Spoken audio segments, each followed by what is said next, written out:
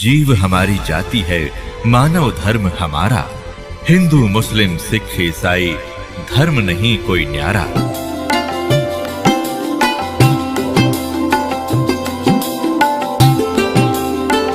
गरीब साध साध सब नेक हैं, आप अपनी ठोरी।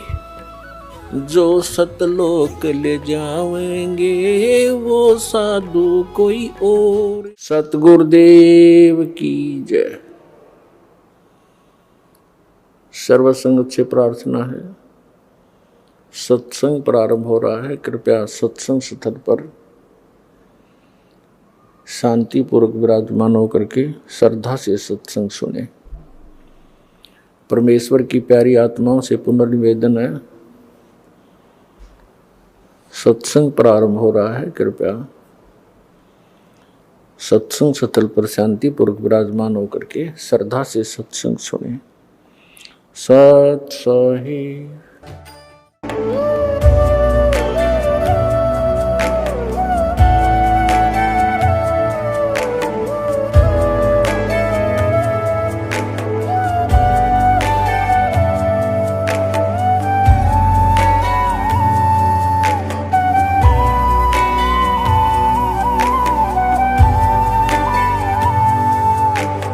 गीता अध्याय 15 के श्लोक 16-17 में 3 प्रभु बताए हैं।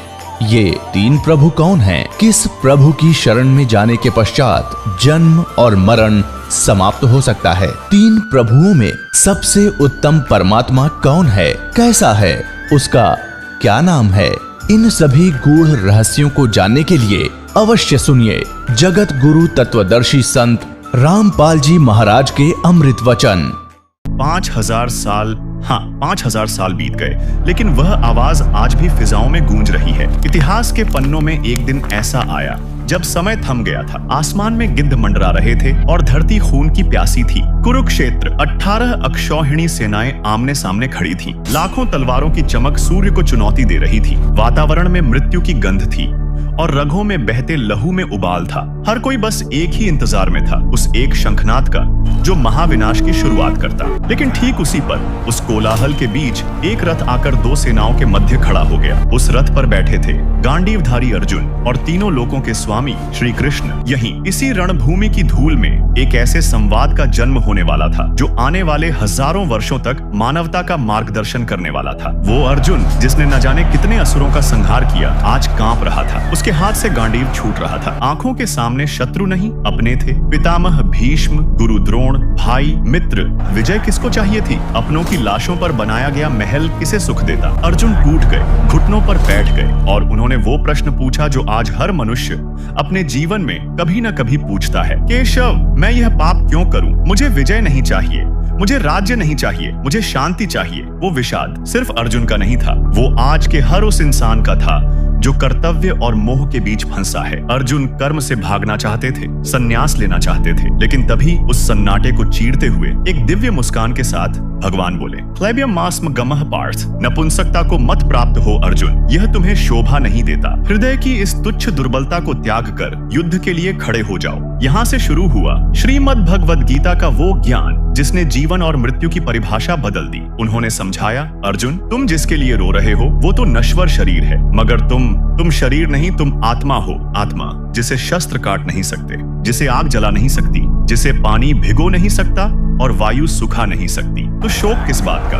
और जब शब्दों की सीमा समाप्त हो गई तो भगवान ने दिखाया अपना वास्तविक सत्य। विराट रूप, हजारों सूर्य के समान तेज, जिसमें ब्रह्मांड की सारी सृष्टि, सारा विनाश, सारे ग्रह नक्षत्र और काल स्वयं समाया हुआ था। अर्जुन ने देखा कि जन्म देने वाला भी वही है और संहारक भी वही, जीवन भी यही है और मृत्यु भी यही है। उस दिन कुरुक्षेत्र में सिर्फ एक युद्ध नहीं जीता गया था, उस दिन अज्ञान पर ज्ञान की विजय हुई थी। गीता कोई साधारण पुस्तक नहीं है, ये 700 श्लोक वो दर्पण है जो मोक्ष का द्वार खोलता है। आज संसार कुछ एक कथावाचकों को गीता मनीषी कहता है, शंकराचार्य कहता है, जिन्हें श्लोक कंठस्थ है, जिनकी वाणी में व्याकरण का अलंकार है और जो मंचों पर बैठकर धर्म की व्याख्या करते हैं। लेकिन इतिहास गवाह है और वर्तमान साक्ष्य है कि शब्दों को रट लेना ज्ञान नहीं होता। तोता भी राम बोल सकता है, लेकिन राम को जान नहीं सकता। जब एक तथाकथित महान विद्वान गीता के शब्दों को तो पकड़ लेता है, मगर उसके भीतर छिपे अनमोल ज्ञान को नहीं समझ पाता, तो वो समाज का पथ प्रदर्शन नहीं करता, बल्कि समाज के लिए सबसे बड़ा अड़ंगा बन जाता है। ये वो दीवारें हैं जो सत्य और साधारण मनुष्य के बीच खड़ी हो जाती हैं। ये अपनी ही व्याख्याओं के जाल में सत्य को इतना उलझा देते हैं कि गीता जो जीने की कला थी, वो मात्र बहस का मुद्दा बनकर रह जाती है। भगवान ने गीता का ज्ञान अर्जुन को सुनाया था, किसी अहंकारी पंडित को नहीं, क्योंकि ज्ञान पात्र देखता है, पदवी नहीं। जो विद्वान स्वयं अज्ञान के अंधेरे में है, वो समाज को क्या रोशनी दिखाएगा। वक्त आ गया है इन मुखौटों के पीछे के सच को देखने का। देखिए कैसे ज्ञान के नाम पर भ्रम फैलाया जा रहा है। गीता ज्ञानदाता के विषय में चारों मठों के शंकराचार्यों के विचार। श्रीमद् भगवत गीता का ज्ञान किसने बोला? ये भगवान श्री कृष्ण ने अर्जुन को सुनाया। तो शंकराचार्य जी, श्रीमद् भगवत गीता का ज्ञान किसने बोला है? भगवान श्री कृष्णचंद्र जी का अर्जुन के प्रति उपदेश है। इसीलिए भगवत गीता के प्रत्येक अध्याय के अंत में जब उसका परिचय पुष्पिका के माध्यम से दिया जाता है, तब श्री कृष्ण अर्जुन संवाद कहा जाता है। श्रीमद् भागवत गीता का ज्ञान किसने बोला? भगवान श्री कृष्ण। श्रीमद् भगवत गीता का ज्ञान किसने बोला? भगवान श्री कृष्ण ने। सुना आपने चारों मठों के शंकराचार्यों को, जिनका जिम्मा पूरे हिंदू समाज को सही मार्गदर्शन करना था, लेकिन उन्होंने भी हिंदू समाज को बिना सिर पैर का ज्ञान देकर गुमराह कर दिया और श्री कृष्ण को ही गीता ज्ञान दाता बता रहे हैं, जिसके विषय में हम आगे प्रमाण सहित जानेंगे कि वास्तविकता क्या है। उससे पहले हम यह जान लेते हैं, अपने आप को गीता मनीषी कहने वाले ज्ञानानंद जी के अनुसार गीता का ज्ञान किसने दिया। सुनिए। महाराज जी, श्रीमद् भगवत गीता जी का ज्ञान किसने बोला? गीता का ज्ञान तो इसमें कोई किसी भी तरह का है ही नहीं विचार।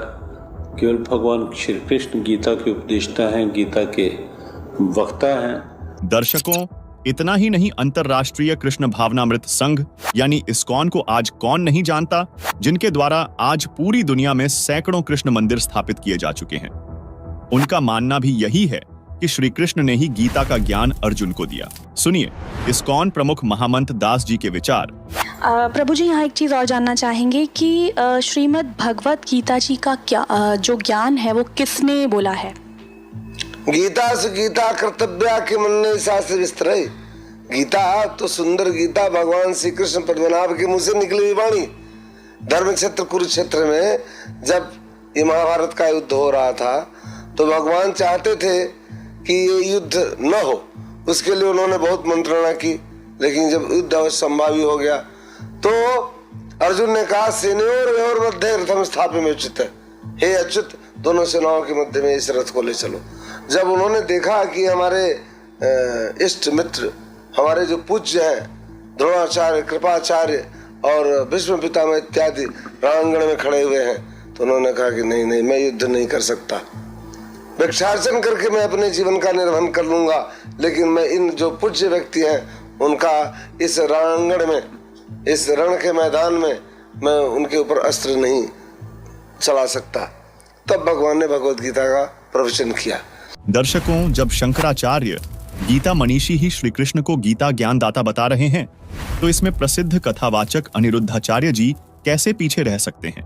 उनका भी यही मानना है कि श्री कृष्ण ने अर्जुन को गीता का ज्ञान सुनाया। स्वयं अपने कानों से सुनिए, वह आंखों से देखिए। अनिरुद्धाचार्य जी के ये विचार। भगवान श्री कृष्ण ने गीता किसको सुनाई?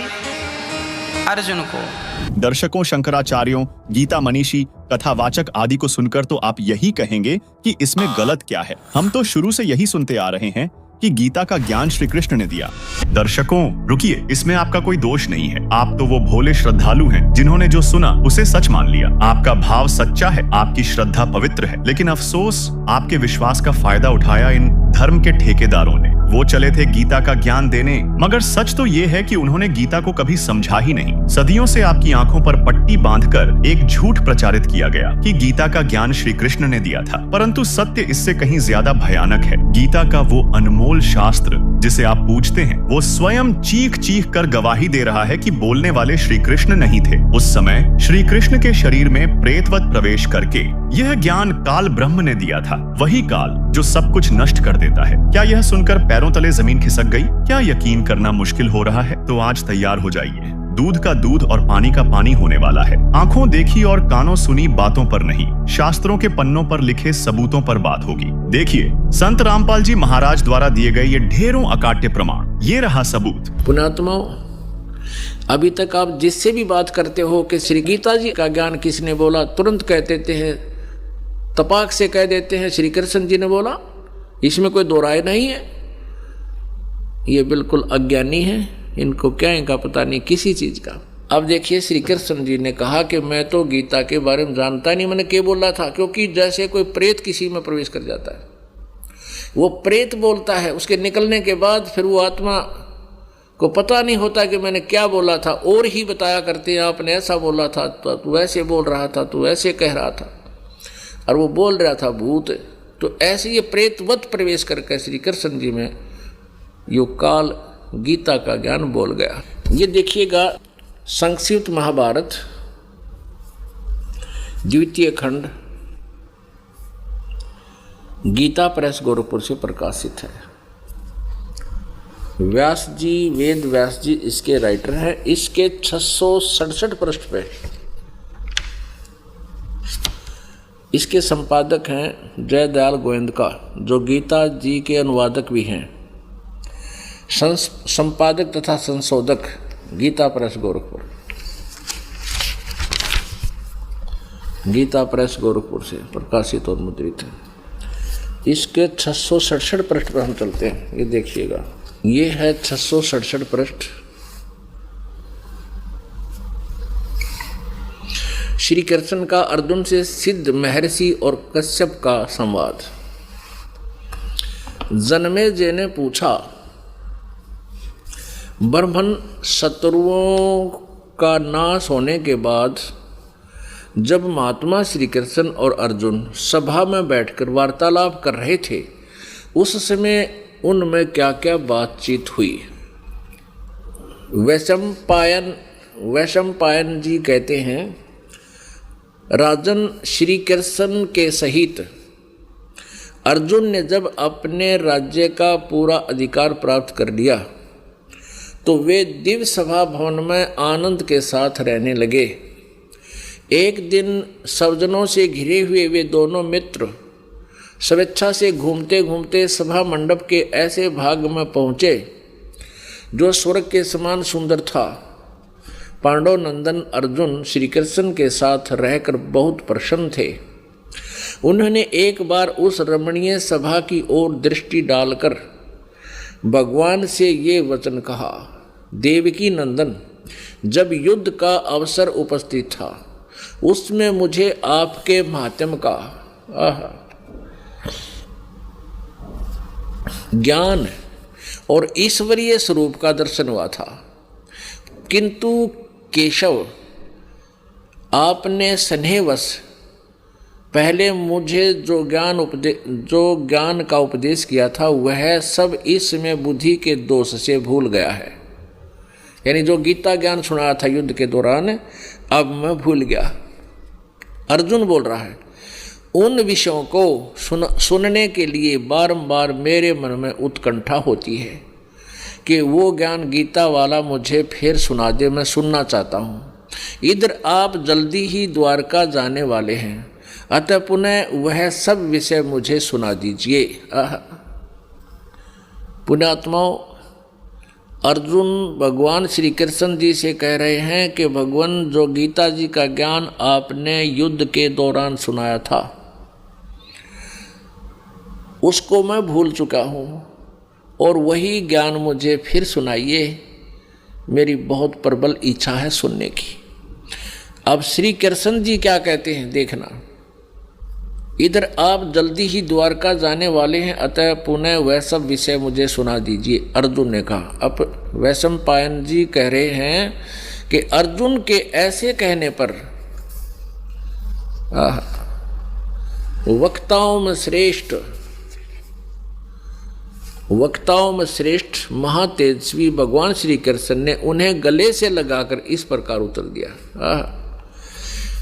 श्री कृष्ण बोले, अर्जुन, उस समय मैंने तुम्हें अत्यंत गोपनीय विषय का श्रवण कराया था, अपने स्वरूप भूत धर्म सनातन पुरुषोत्तम तत्व का परिचय दिया था और नित्य लोकों का भी वर्णन किया था, किंतु तुमने जो अपनी नासमझी के कारण उस उपदेश को याद नहीं रखा, यह जानकर मुझे बड़ा खेद हुआ है। उन बातों का अब पूरा पूरा स्मरण होना संभव नहीं जान पड़ता। पांडवनंदन, निश्चय ही तुम बड़े श्रद्धाहीन हो, तुम्हारी बुद्धि अच्छी नहीं जान पड़ती। अब मेरे लिए उस उपदेश को ज्यों का त्यों दुहरा देना कठिन है, क्योंकि उस समय योग युक्त होकर मैंने परमात्म तत्व का वर्णन किया था। पुण्यात्माओं, अब श्री कृष्ण जी अर्जुन पर तो डांट मार रहे हैं, धमका रहे हैं कि तू बड़ा श्रद्धाहीन है, तेरी बुद्धि अच्छी नहीं है, तूने याद क्यों नहीं रखा गीता जी के ज्ञान को। और स्वयं कह रहे हैं, अब मुझे वो पूरा पूरा फिर याद नहीं आ सकता। कोई बात हुई है? इसे सीधे श्री कृष्ण जी ने कह का भी नहीं पता था कि गीता में मैंने बोला क्या है। पुण्यात्माओं, अब ये दास सत्संग कर रहा जिस विषय पर, और आप सुन रहे हो, जो प्रथम बार इस ज्ञान को सुनेगा उसको 20% याद रहेगा मुश्किल से। और मैं वक्ता हूँ, अपनी होश में बोल रहा हूँ, तो मुझसे कभी सुन लेना, उसी समय सुना दूंगा, क्योंकि मैं अपने होश में बोल रहा हूँ।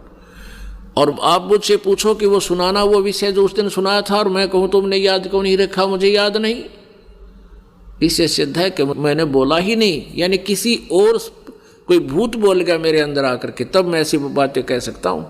तो ऐसे ही श्री कृष्ण जी में काल बोल रहा था।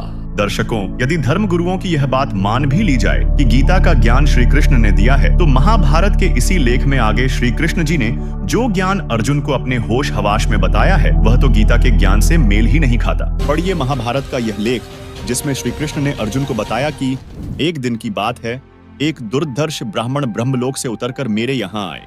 मैंने उनकी विधिवत पूजा की और मोक्ष धर्म के विषय में प्रश्न किया। मेरे प्रश्न का उन्होंने बड़े अच्छे ढंग से उत्तर दिया, वही मैं तुम्हें बतला रहा हूँ। कोई अन्यथा विचार न करके इसे ध्यान देकर सुनो। ब्राह्मण ने कहा, मधुसूदन, तुमने सब प्राणियों पर कृपा करके उनके मोह का नाश करने के लिए जो यह मोक्ष धर्म से संबंध रखने वाला प्रश्न किया है, उसका मैं यथावत उत्तर दे रहा हूँ। सावधान होकर मेरी बात को श्रवण करो। प्राचीन समय में काश्यप नाम के एक धर्मात्मा और तपस्वी ब्राह्मण किसी सिद्ध ब्रह्मर्षि के पास गए, जो धर्म के विषय में शास्त्र के संपूर्ण रहस्यों को जानने वाले, भूत और भविष्य के ज्ञान विज्ञान में प्रवीण, लोक तत्व के ज्ञान में कुशल, सुख दुख के रहस्य को समझने वाले, जन्म मृत्यु के तत्वज्ञ, पाप पुण्य के ज्ञाता और ऊंच नीच प्राणियों को कर्मानुसार प्राप्त होने वाली गति के प्रत्यक्ष दृष्टा थे। वे मुक्त की भांति विचरने वाले, सिद्ध, शांत चित्त, जितेंद्रिय, ब्रह्मतेज से देदीप्यमान, सर्वत्र जा सकने वाले और अंतर्धान होने की विद्या को जानने वाले थे। अदृश्य रहने वाले चक्रधारी सिद्धों के साथ विचरते, बातचीत करते और उन्हीं के साथ एकांत में बैठते थे। जैसे वायु कहीं आसक्त न होकर सर्वत्र प्रवाहित होती है, उसी प्रकार वे स्वच्छंदता पूर्वक अनासक्त भाव से सर्वत्र विचरा करते थे। महर्षि काश्यप उनकी उपर्युक्त महिमा सुनकर ही उनके पास गए थे। निकट जाकर उन मेधावी, तपस्वी, धर्माभिलाषी और एकाग्रचित्त महर्षि ने न्यायानुसार उन सिद्ध महात्मा के चरणों में प्रणाम किया। वे ब्राह्मणों में श्रेष्ठ और बड़े अद्भुत संत थे। उनमें सब प्रकार की योग्यता थी। वे शास्त्र के ज्ञाता और सच्चरित्र थे। उनका दर्शन करके काश्यप को बड़ा विस्मय हुआ। वे उन्हें गुरु मानकर उनकी सेवा में लग गए और अपनी विशेष शुश्रूषा, गुरु भक्ति तथा श्रद्धा भाव के द्वारा उन्होंने उन सिद्ध महात्मा को संतुष्ट कर लिया। जनार्दन अपने शिष्य काश्यप के ऊपर प्रसन्न होकर उन सिद्ध महर्षि ने परासिद्धि के संबंध में विचार करके जो उपदेश किया उसे बताता हूं, सुनो। सिद्ध ने कहा, तात काश्यप, मनुष्य नाना प्रकार के शुभ कर्मों का अनुष्ठान करके केवल पुण्य के संयोग से इस लोक में उत्तम फल और देवलोक में स्थान प्राप्त करते हैं। जीव को कहीं भी अत्यंत सुख नहीं मिलता। किसी भी लोक में वह सदा नहीं रहने पाता। तपस्या आदि के द्वारा कितने ही कष्ट सहकर बड़े से बड़े स्थान को क्यों न प्राप्त किया जाए, वहां से भी बार बार नीचे आना ही पड़ता है। मैंने काम क्रोध से युक्त और तृष्णा से मोहित होकर अनेकों बार पाप किए हैं और उनके फलस्वरूप घोर कष्ट देने वाली अशुभ गतियों को भोगा है। बार बार जन्म और बार बार मृत्यु का क्लेश उठाया है। तरह तरह के पदार्थ भोजन किए और अनेकों स्तनों का दूध पिया है। बहुत से पिता और भांति भांति की माताएं देखी हैं। विचित्र विचित्र सुख दुखों का अनुभव किया है। कितनी ही बार मुझसे प्रियजनों का वियोग और अप्रिय मनुष्यों का संयोग हुआ है। जिस धन को मैंने बहुत कष्ट सहकर कमाया था वह मेरे देखते देखते नष्ट हो गया है। राजा और स्वजनों की ओर से मुझे कई बार बड़े बड़े कष्ट और अपमान उठाने पड़े हैं। अत्यंत दुस्सह शारीरिक और मानसिक वेदनाएं सहनी पड़ी हैं। मैंने अनेकों बार घोर अपमान, प्राणांत दंड और कड़ी कैद की सजाएं भोगी हैं। नरक में पड़कर यमलोक की यातनाएं सही हैं। इस लोक में जन्म लेकर बारंबार बुढ़ापा, रोग और राग द्वेष आदि द्वंद्वों के दुखों का अनुभव किया है। इस प्रकार बारंबार क्लेश उठाने से एक दिन मेरे मन में बड़ा संताप हुआ और मैंने दुखों से घबराकर परमात्मा की शरण ली तथा समस्त लोक व्यवहार का परित्याग कर दिया। इस तरह अनुभव के पश्चात मैंने इस मार्ग का आश्रय लिया है और अब परमात्मा की कृपा से मुझे यह उत्तम सिद्धि प्राप्त हुई है। अब मैं पुनः इस संसार में नहीं आऊंगा। जब तक यह सृष्टि कायम रहेगी और जब तक मेरी मुक्ति नहीं हो जाएगी तब तक मैं अपनी और दूसरे प्राणियों की शुभ गति का अवलोकन करूंगा। द्विज श्रेष्ठ, इस प्रकार मुझे यह उत्तम सिद्धि मिली है। इसके बाद मैं उत्तम से उत्तम सतलोक में जाऊंगा और क्रमशः अव्यक्त ब्रह्मपद मोक्ष को प्राप्त कर लूंगा। इसमें तुम्हें तनिक भी संदेह नहीं करना चाहिए। अब मुझे मृत्यु लोक में नहीं आना पड़ेगा। महामते, मैं तुम्हारे ऊपर बहुत प्रसन्न हूं। बोलो, तुम्हारा कौन सा प्रिय कार्य करूं? तुम जिस इच्छा से मेरे पास आए हो उसके पूर्ण होने का यह समय आ गया है। तुम्हारे आने का उद्देश्य क्या है, इसे मैं जानता हूं और शीघ्र ही यहां से जाने वाला हूं। इसीलिए स्वयं तुम्हें प्रश्न करने के लिए प्रेरित कर रहा हूं। विद्वन, तुम्हारे उत्तम आचरण से मुझे बड़ा संतोष है। तुम अपने कल्याण की बात पूछो, मैं तुम्हारे अभीष्ट प्रश्न का उत्तर दूंगा। काश्यप, मैं तुम्हारी बुद्धि की सराहना करता और उसे बहुत आदर देता हूं। तुमने मुझे पहचान लिया है, इसी से कह रहा हूं कि तुम बड़े बुद्धिमान हो। दर्शकों, महाभारत के इस प्रकरण से स्पष्ट हो रहा है कि श्री कृष्ण जी तो स्वयं जिज्ञासु हैं। यदि इनको ज्ञान होता तो दुर्धर्ष ब्राह्मण से क्यों पूछते? दर्शकों, अब सवाल खड़ा हो जाता है कि गीता में जो ज्ञान बोला गया है और जो अब आपने श्री कृष्ण जी द्वारा अर्जुन को बताया, एक सिद्ध पुरुष की घटना, इनके अपने स्तर का ज्ञान है। ये ज्ञान गीता वाले ज्ञान से बिल्कुल मेल नहीं खाता है।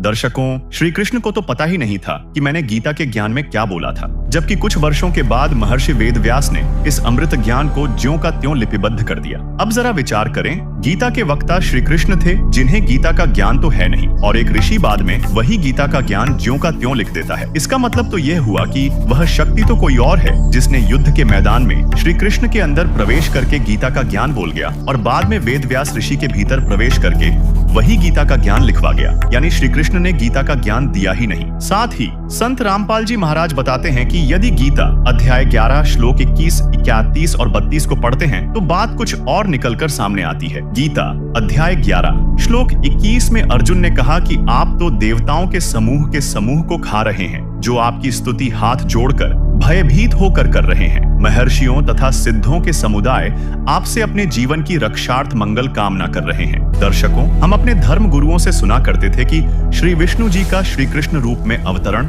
राक्षसों से जनमानस ऋषियों की रक्षा के लिए हुआ था, और इस श्लोक में अर्जुन तो कह रहा है कि आप रक्षा की प्रार्थना करने वाले देवताओं, ऋषियों आदि को भी खा रहे हो। फिर गीता अध्याय 11 श्लोक 31 में अर्जुन ने कहा कि मुझे बतलाइए कि आप उग्र रूप वाले कौन हैं? हे देवों में श्रेष्ठ, आपको नमस्कार हो, आप प्रसन्न होइए। आपको मैं विशेष रूप से जानना चाहता हूं क्योंकि मैं आपकी प्रवृत्ति को नहीं जानता। अब जरा विचार करो, श्री कृष्ण की बहन सुभद्रा का विवाह अर्जुन से हुआ था, यानी रिश्ते में श्री कृष्ण साले थे अर्जुन के। तो क्या एक बहनोई अपने साले को भी नहीं पहचानेगा? इसका मतलब तो ये हुआ कि अर्जुन के सामने विराट रूप में श्री कृष्ण नहीं बल्कि और कोई खड़ा था, जिसका जवाब देते हुए गीता ज्ञानदाता ने गीता अध्याय 11 श्लोक 32 में बताया है कि हे अर्जुन, मैं लोगों का नाश करने वाला बड़ा हुआ काल हूँ। इस समय इन लोगों को नष्ट करने के लिए प्रवृत्त हुआ हूँ। जरा सोचिए, गीता ज्ञानदाता इस श्लोक में स्वयं कह रहा है कि मैं काल हूँ। लोगों का नाश करने के लिए इस समय प्रवृत्त हुआ हूँ, जबकि श्री कृष्ण तो वहाँ पहले से मौजूद थे और जिन्हें देखकर गोप गोपियाओं पशु पक्षी प्यार पाया करते थे, तो क्या वे श्री कृष्ण काल हो सकते हैं? स्वयं विचार करें। इससे यह बात स्पष्ट होती है कि गीता ज्ञानदाता श्री कृष्ण थे ही नहीं, बल्कि श्री कृष्ण के शरीर में प्रवेश करके काल ब्रह्म ने गीता का ज्ञान दिया था।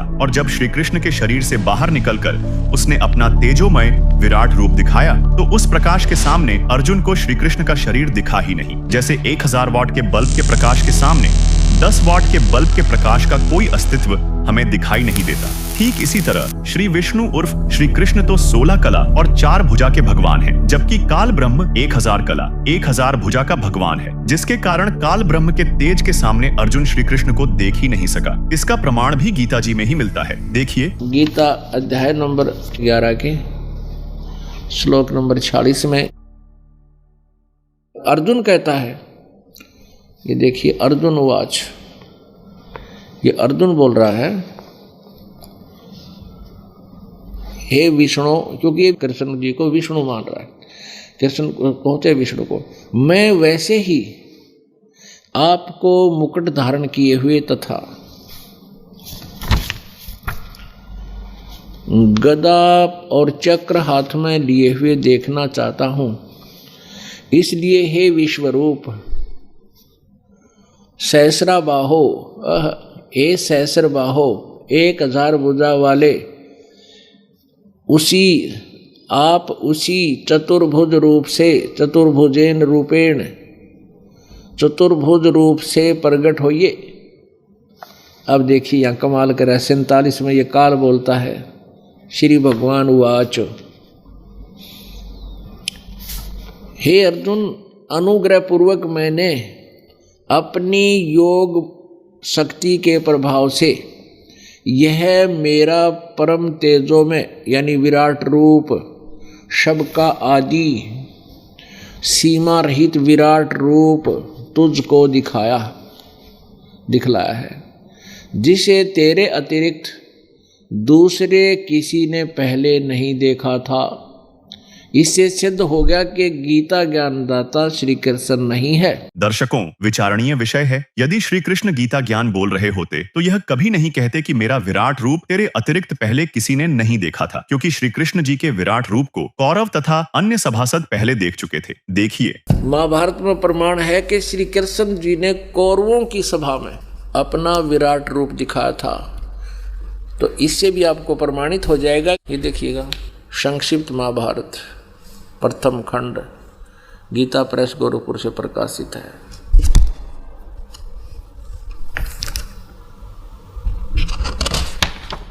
इसके वही संपादक हैं जयदयाल गोविंद का, अनुवादक भी, संशोधक और संपादक, और गीता प्रेस गोरखपुर से प्रकाशित है। ये देखिएगा गीता प्रेस गोरखपुर से प्रकाशित है और मुद्रित है। इसके पृष्ठ नंबर 544 और 45 पर आपको दिखाते हैं। ये है उद्योग पर्व है। दुर्योधन की कुमंत्रणा, भगवान का विश्व रूप दर्शन और कौरव सभा से प्रस्थान। ये 543 पृष्ठ से हम प्रारंभ करते हैं। यहाँ से दुर्योधन की कुमंत्रणा, भगवान का विश्व रूप दर्शन यानी विराट रूप दिखाना और कौरवों की सभा से प्रस्थान। ठीक है, हम अपने काम की चीज़ पढ़ेंगे, ज़्यादा अक्षर पढ़ना तो घर पे आपके अवश्य रखे होंगे। ये पढ़ 544 पे इसके बाद विदुर जी बोले, दुर्योधन तुम मेरी बात सुनो। देखो श्री कृष्ण को कैद करने का विचार नरकासुर ने भी किया था, किंतु सब दानों के साथ मिलकर भी वह ऐसा नहीं कर सका। फिर तुम इन्हें अपने बलबूते पर पकड़ने का साहस कैसे करते हो? विदुर जी का वक्तव्य समाप्त होने पर भगवान श्री कृष्ण ने कहा, दुर्योधन तुम जो अज्ञानवश ये समझते हो कि मैं अकेला हूँ और मुझे दबाकर कैद करना चाहते हो, सो शायद याद रखो समस्त पांडव और वर्षणी तथा अंधवंशीय यादव भी यही हैं। वे ही नहीं, आदित्य, रुद्र, वसु और समस्त महर्षिगण भी यही मौजूद हैं। ऐसा कहकर शत्रु दमन श्री कृष्ण ने अट्टहास किया। तब तुरंत ही उनके सब अंगों से बिजली सी कांति वाले अंगुष्ठा आकार सब देवता दिखाई देने लगे।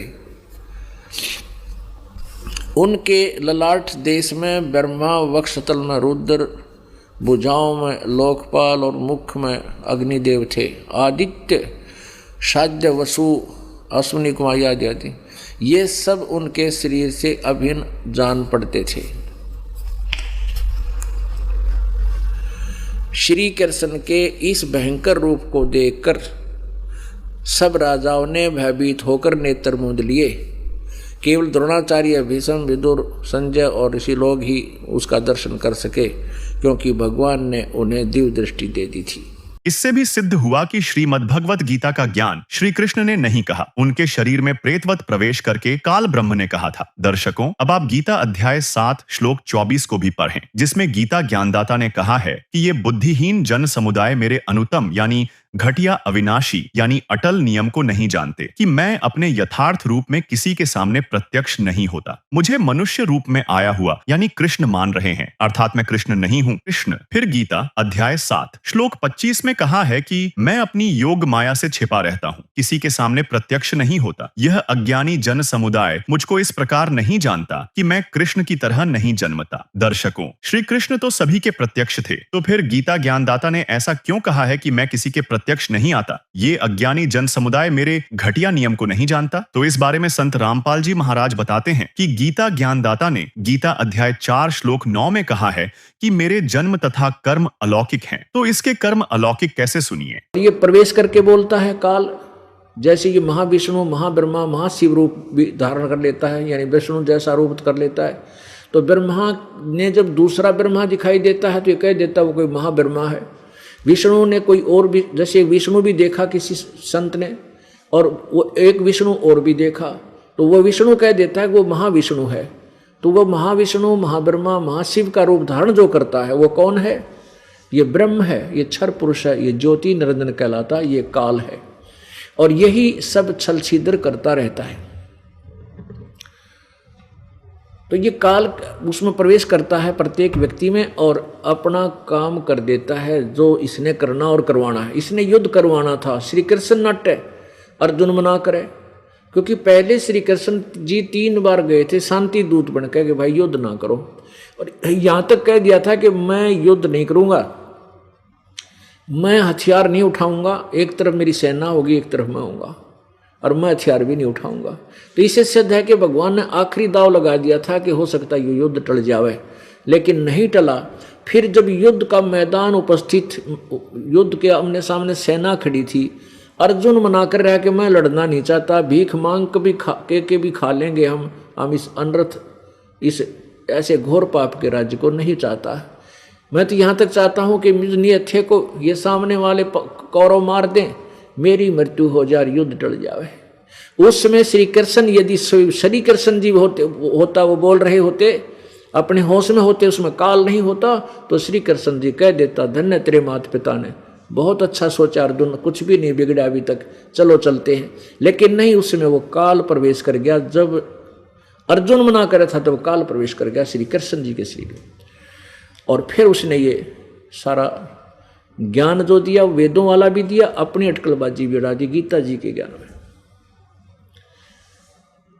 अब जैसे दूसरे अध्याय के 37 और 38 श्लोक में कहा कि तू युद्ध कर, तुझे पाप नहीं लगेगा। और फिर जब महाभारत का युद्ध समाप्त हुआ, राजगद्दी पर युधिष्ठिर जी बैठ गए, विराजमान है, उसको भयंकर स्वप्न आने लगे, भयभीत हो गया, उसके कटे हुए सिर दिखाई दे, उसके घरों में घुसते हुए।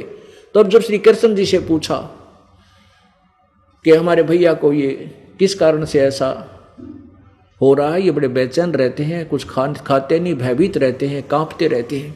तब श्री कृष्ण जी ने यथार्थ ज्ञान दिया कि तुमने जो महाभारत में युद्ध किया था वो पाप लग गए, बंधुघात का जो पाप है वो तुम्हें दुखी कर रहा है, वो सत्य था। उसमें श्री कृष्ण बोल रहे थे, वो सही बता रहे थे। अब उधर से गीता जी में कह रहा है तुझे पाप नहीं लगेगा, और उधर से उनको पाप लग गए। तो ये युद्ध करा करके काल ने कराना था, और श्री कृष्ण मना कर देते कि नहीं होना चाहिए युद्ध, बिल्कुल ठीक है, लेकिन श्री कृष्ण में काल प्रवेश करके ये जुल्म करवा गया, महाभारत का युद्ध करवा गया, और वहाँ 18 करोड़ 18 सोनी सेना आपस में कट कर मर गई। ये कैसे प्रवेश करता है, अभी थोड़ा सा उदाहरण देता है ये दास आपको। अब देखिएगा श्री विष्णु पुराण, ये श्री विष्णु पुराण गीता प्रेस गोरखपुर से प्रकाशित है। इसमें कति क्लियर हो जाएगा, ये श्री विष्णु पुराण,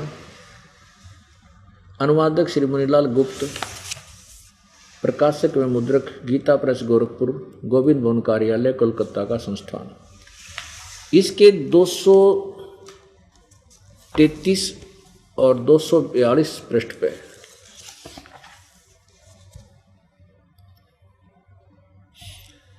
ये देखिएगा, ये चतुर्थ अंश और प्रश्न नंबर 233 श्री विष्णु पुराण है। ये प्रश्न नंबर 233,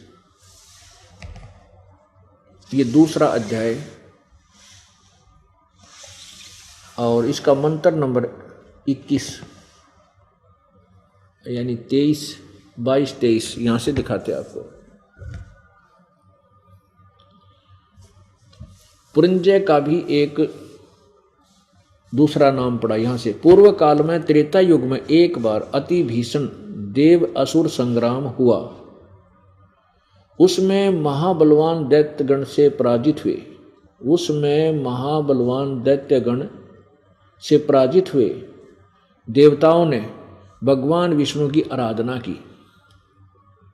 तब अति अंत शून्य अशेष जगत प्रतिपालक श्री नारायण ने देवताओं से प्रसन्न होकर कहा, आप लोगों का जो कुछ अभिष्ट है वह मैंने जान लिया है, उसके विषय में यह बात सुनिए। राज ऋषि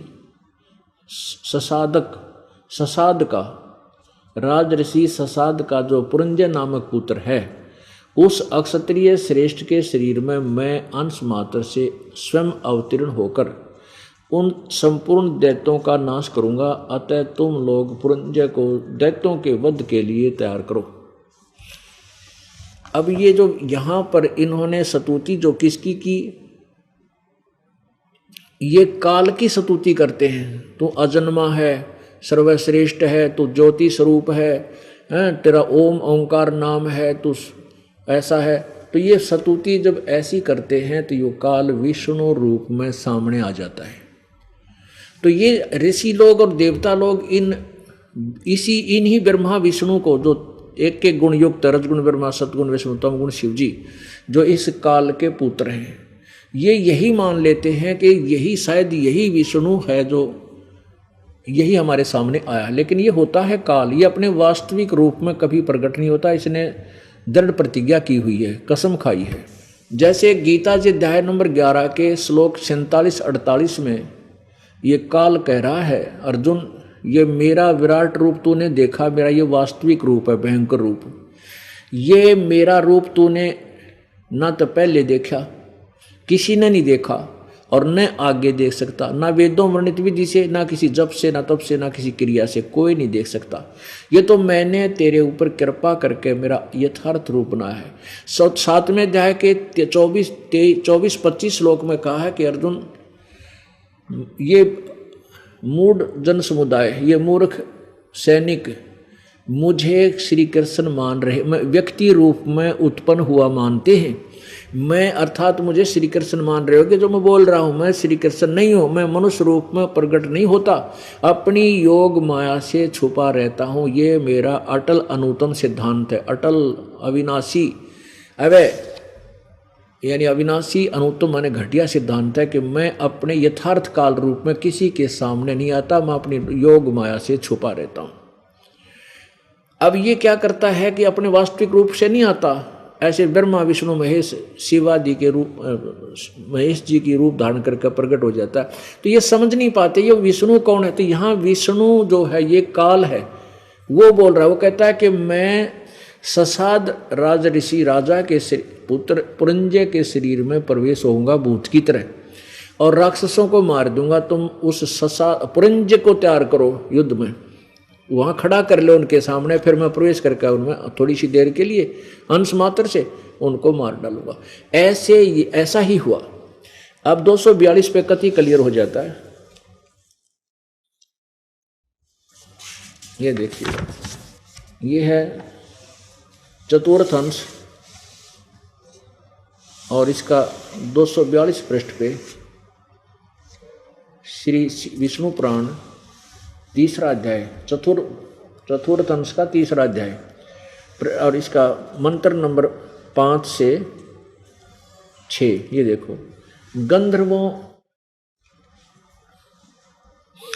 पूर्व काल में रसातल में मौने नामक करोड़ गंधर्व रहते थे। उनमें समस्त नागकुल के प्रधान रतन और अधिकार उन्होंने समस्त नागकुलों के प्रधान रतन और अधिकार छीन लिए थे। गंधर्वों के पराक्रम से अपमानित उन नागेश्वरों द्वारा स्तुति किए जाने पर उसके श्रवण करने से जिनकी विकसित कमल दर्शी आंखें खुल गई हैं, निंद्रा के अनंत में जागे हुए उन जलशाही भगवान सर्वेश्वर को प्रणाम कर उन से नागगणों ने कहा, भगवान, इन गंधर्वों से उत्पन्न हुआ हमारा भय किस प्रकार शांत होगा। तब आदि अनंत भगवान पुरुषोत्तम ने कहा, योनासव के पुत्र मान धाता का जो पुरोकुत्स नामक पुत्र है, उसमें प्रविष्ट होकर मैं उन संपूर्ण दुष्ट गंधर्वों का नाश कर दूंगा। उसमें प्रविष्ट होकर भूत की तरफ प्रवेश करके उन गंधर्वों का मैं नाश कर दूंगा, मार दूंगा। तो पुण्यात्माओं, ऐसा ही छल कपट लीला इस काल ने महाभारत का युद्ध कराने के लिए गीता जी का ज्ञान देते समय श्री कृष्ण जी में प्रवेश किया।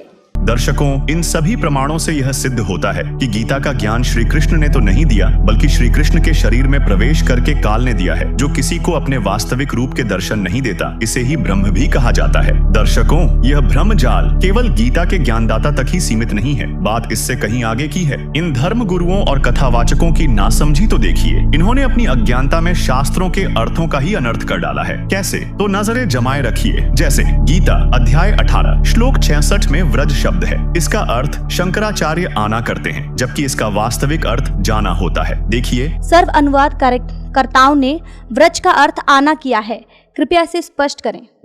ऐसा है, ब्रज घतौ धातु है, तो ब्रज घतौ धातु के इसमें आता है गति अर्थक है। ये गति के 4 अर्थ होते हैं, गति गमन, गति ज्ञान, गति मोक्ष, गति प्राप्ति। तो यहाँ पर जो गत्यर्थक ब्रज धातु है, उसके लोट लकार के मध्यम पुरुष के एक वचन में ब्रज बनता है। तो ब्रज का अर्थ है अवगच्छ, अर्थात मुझको जान। नैनम अविदितो देवो भुनक्ति। ये सिद्धांत है कि जब तक परमात्मा को नहीं जान लेता, तब तक परमात्मा उसकी रक्षा नहीं कर सकता। श्रीमद् भगवत गीता अध्याय 18 श्लोक 66 में व्रज शब्द है, इसका अर्थ जाना, प्रस्थान करना है, परंतु सर्व अनुवादकर्ताओं ने व्रज का अर्थ आना किया है। कृपया स्पष्ट करने का प्रयत्न करें। प्रश्न जिन्होंने बनाया है उन्होंने अपने स्तर से बताया कि सभी अनुवाद करने वालों ने ज्ञान के अतिरिक्त अर्थ किया है। ऐसी बात नहीं है। ब्रज का अर्थ अवगच्छ निश्चिनु भी होता है, जैसा कि प्रश्नकर्ता ने बताया। तो भगवत पाद शंकराचार्य जैसे मनीषियों ने, धर्म सम्राट स्वामी करपात्री जी महान भाव जैसे मनीषियों ने उसका अर्थ यही किया है कि जैसे जल तरंग अपने को जल रूप समझ ले, घटाकाश अपने आप को महाकाश रूप समझ ले, और जैसे जलचंद्र अपने आप को नवचंद्र समझ ले, उसी प्रकार तुम देहेंद्रीय प्राणांतकरण के अनुरूप अपनी आत्म मान्यता का परित्याग करके ब्रह्मानुरूप अपने आप को समझो, जानो, निश्चिन्ह, अवगच्छ, यह अर्थ भी टीकाकारों ने किया है। भगवत पाद शंकराचार्य और उनके अनुगत महानुभावों ने इसी प्रकार का उपदेश किया है। लेकिन जो श्री वैष्णवाचार्य इत्यादि हैं, उन्होंने अपने स्तर से अपने प्रस्थान के अनुसार उस प्रकार का भी अर्थ किया है जिसका चित्रण प्रश्नकर्ता ने किया है। श्रीमद् भगवत गीता अध्याय 18 श्लोक के 66 में ब्रज शब्द है, ब्रज शब्द है जी। इसका अर्थ जाना अर्थात प्रस्थान करना है, परंतु अनुवादकर्ताओं ने ब्रज का अर्थ आना किया है, कृपया स्पष्ट करें। ब्रज का जाना प्रस्थान करना वो तो मामूली अर्थ है, लेकिन संस्कृत के कुछ पदों को वहाँ के संदर्भानुसार अर्थ करना पड़ता है, इसलिए वहाँ के संदर्भानुसार ब्रज इसका अर्थ जो अनुवादकों ने किया है, शरण में आओ, वही तो सही है। दर्शकों, अभी तो आपने केवल चारों शंकराचार्य के अर्थ को सुना। जब चारों शंकराचार्य ही अर्थ का अनर्थ कर रहे हैं, तो फिर इसमें अनुवादकर्ता पीछे कैसे रह सकते थे? देखिए 18वें अध्याय के 66वें श्लोक का ये अर्थ है कि गीता ज्ञानदाता कहता कि मेरे सतर की सभी धार्मिक पूजाएं सर्व धर्मान प्रीतज माम एकम शरणम व्रज, मेरे सतर की सब पूजा मुझे छोड़ दे, उस एक जिसके बराबर दूसरा नहीं, उस परम अक्षर ब्रह्म की शरण में जा। और इन्होंने व्रज माने आना कर रखा सारे अनाड़िया ने, किसी ने कख का पता नहीं था, सारा सदग्रंथों का अनर्स कर डाला, भोली जनता को गुमराह कर दिया। और इंग्लिश वर्ड का अर्थ गो हो कोई, उसका अर्थ कोई कम कर दे, आना कर दे, कितनी बुद्धिमता करी उसने। व्रज माने जैसे गो माने जाना होता है, इंग्लिश वर्ड है, और उसका किसी सेंटेंस को ना समझ के अनुवाद करता उसका अर्थ आना करता है तो वो महामूर्ख है। किसी भी सर्कमस्टांस में गो बीन कम आना नहीं हो सकता। अरे न कर रखा, या थोड़ी सी एक झलक दिखानी पड़ेगी, अब पता चलेगा ज्ञानी और अज्ञानी का, सतगुरु और झूठे नकली और सच्चे सतगुरु का। ये है श्रीमद् भगवत गीता, गीता प्रेस गोरखपुर से प्रकाशित, अनुवाद करता है जय दयाल गोविंद का। अब हम आपको श्रीमद् भगवत गीता अध्याय नंबर 18 का श्लोक 62 दिखाएंगे।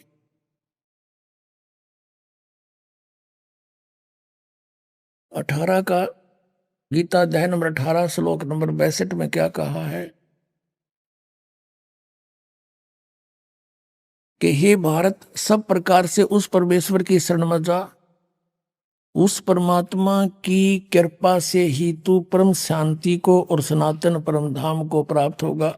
अब यहाँ तो ये लिख गए गच्छ माने जा, इसका सब न बेरा था गच्छ माने जाना, तो नहीं छुपा सके। आगे देखो अध्याय नंबर 18 का और श्लोक नंबर 66 देखते हैं। इसमें लिखा कि सर्व धर्मान प्रीतज माम एकम शरणम व्रज, ये व्रज शब्द है। अहम तवा सर्व पापे भ्या मोक्षामी मासुच, ये गीता ज्ञानदाता कहते। इन्होंने क्या अनुवाद किया है कि संपूर्ण धर्मों अर्थात संपूर्ण कर्मों कर्तव्य कर्मों को मुझ में त्याग कर तू केवल एक मुझ सर्वशक्तिमान सर्वधार की शरण में व्रज माने आ जा। ये देखा बैठा बैठा रखे ने, मैं तुझे संपूर्ण पापों से मुक्त कर दूंगा, तू शोक मत कर। अब ये कह मेरी शरण में आ जा। गीता जी अध्याय नंबर 2 के और श्लोक नंबर 7 में अर्जुन तो पहले कहे मैं तो आपकी शरण में हूं और मेरी बुद्धि इस काम करना छोड़गी। ये देखिएगा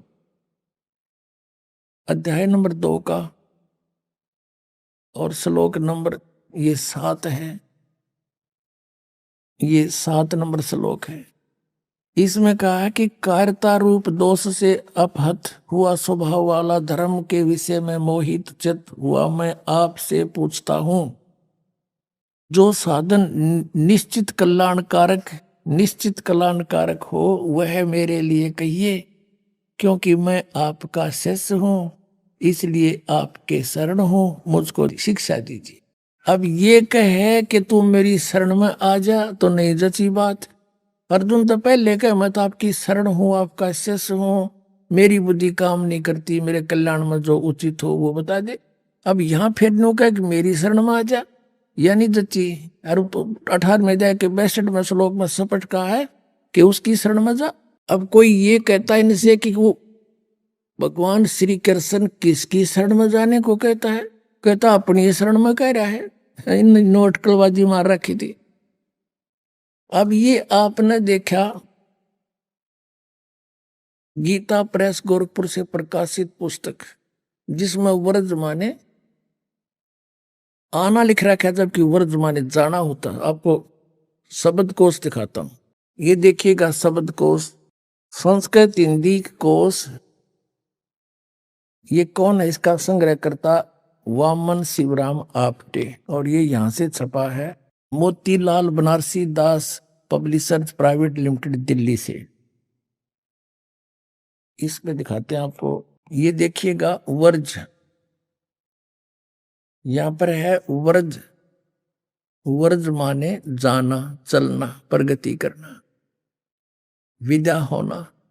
अब आपको दिखाते हैं, ये तो सब नकलियों की, एक का कुएं का पानी, एक का कुएं की भांग पी रखी। नहीं, देखो श्री सुधांशु जी आचार्य, ये कहां से छपी है? श्रीमद् भगवत गीता, आचार्य सुधांशु जी महाराज। और ये प्रकाशक हैं विश्व जागृति प्रकाशन, ओंकारेश्वर महादेव मंदिर, जी ब्लॉक, मानसरोवर गार्डन, दिल्ली। यहां से ये इनके प्रकाशक हैं और ये मुद्रक हैं इसके। ये है 18वें अध्याय का 66वां श्लोक, 18वां अध्याय और 66वां। सर्व धर्मान परित्यज माम एकम शरणं व्रज, अहम तवा सर्व पापेभ्यो मोक्षामि मा शुच।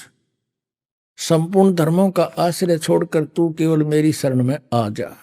ठीक है, ये तो सुधांशु जी। और अब देखो आसाराम जी, ये है श्री आसाराम जी के आश्रम से अनुवादित और प्रकाशित संत श्री आसाराम जी आश्रम अहमदाबाद, ये यहां से छपी है। श्री योग वेदांत सेवा समिति, संत श्री आसाराम जी आश्रम, संत श्री आसाराम जी बापू आश्रम, मार्ग, अहमदाबाद, ये यहां से छपी। इसके दिखाते हैं, ये है 18वां अध्याय और 66वां श्लोक। एकम शरणं व्रज, संपूर्ण धर्मों को अर्थात संपूर्ण कर्तव्य कर्मों को मुझ में त्याग कर तू केवल एक मुझ सर्वशक्तिमान सर्वाधार परमेश्वर की शरण में आ जा। व्रज माने आ जा। अब दिखाते हैं ये सतपाल अंसा देश वालों की, ये देखिएगा श्रीमद् भगवत गीता,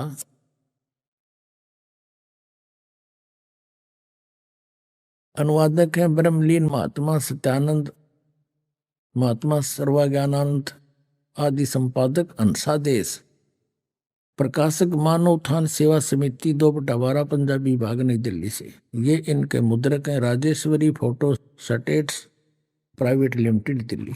और इनका देखना, इन्हें तो कति इकट्ठा काम कर रखा है, 3-3, 4-4 इकट्ठे घसीट रखे। ये तो सिर्फ अपनी पुस्तकें बनाकर बेचना ही उद्देश्य रखते थे। ये देखिएगा, ये है 8 अध्याय 18वां अध्याय, और यहाँ पर है सर्व धनमान परित्यज माम एकम शरणं व्रज, अहम तवा सर्व पापेभ्यो मोक्षामि मा शुच।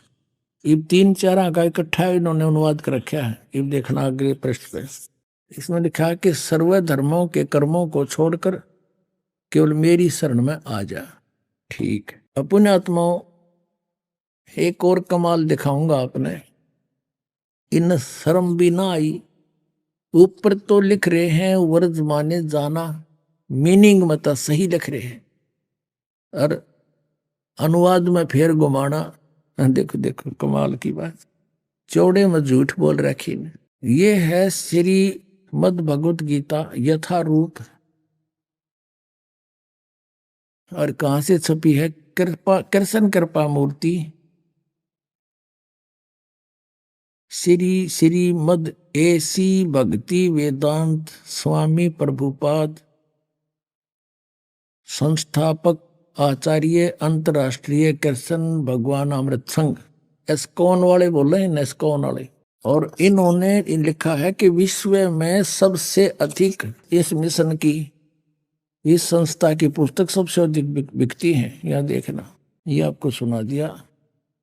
द्वारा किसके द्वारा अनुवादित है? कृष्ण कृपा श्री मूर्ति श्रीमद एसी भक्ति वेदांत स्वामी प्रभुपाद संस्थापक आचार्य अंतर्राष्ट्रीय कृष्ण भगवान अमृत संघ। और यहां से ये और छपी है, ये भक्ति वेदांत बुक ट्रस्ट। ये बड़े दूसरे देशों में भी, Los Angeles, London, Stockholm, Sydney, Hong Kong, Mumbai. अब हम अपने मतलब का काम देखेंगे। 18वां अध्याय और श्लोक नंबर 66 ये यहां से शुरू होता है। सर्वधर्मान परित्यज माम एकम शरणं व्रज अहम तवा सर्व पापे भ्यो मोक्षामि मा शुच। इसका अनुवाद किया है यहां पर। देख कमाल कर रखे इन्होंने। ये है शब्दों के अर्थ। सर्वधर्मान समस्त प्रकार के धर्म, परित्यज्य माने त्याग कर, माम माने मेरी, एकम माने एक मात्र, शरणम माने शरण में, व्रज माने जाओ। ठीक है, या तो बिल्कुल सही लिखा है इन्होंने, बुद्धिमता दिखाई। व्रज माने जाना और मेरी शरण में जाओ का अर्थ क्या है? अब यहां देखना, ये अनुवाद है इनका। समस्त प्रकार के धर्मों का परित्याग करो और मेरी शरण में आओ। अरे वाह शेरो।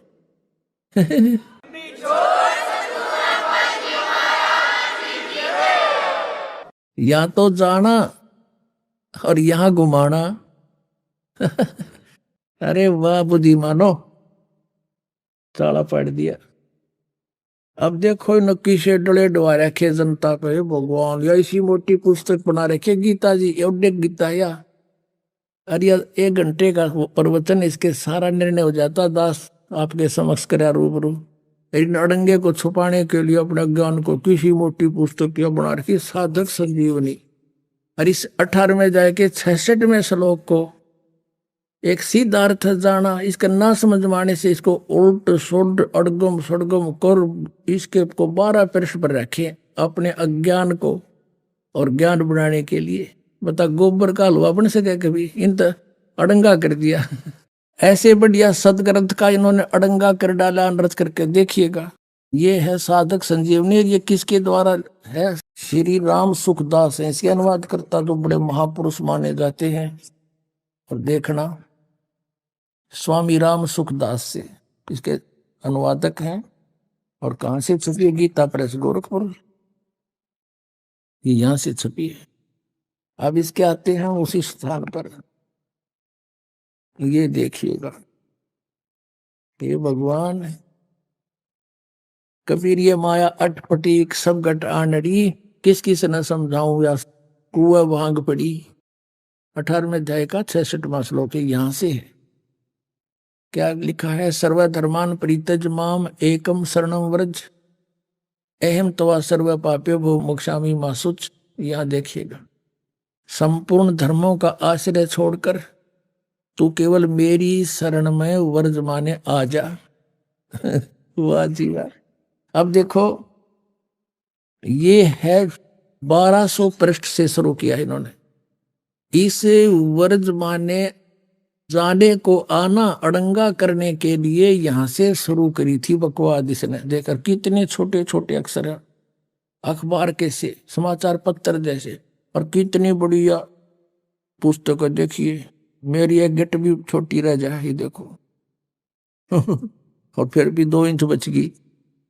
और चौड़ाई देखो, ये देखो, तेरा गजब है, वो तेरा भला ये भगवान यहाँ आकर टके हैं। देख, 1200 से शुरू किया इन्होंने अड़ंगा अड़ा करना।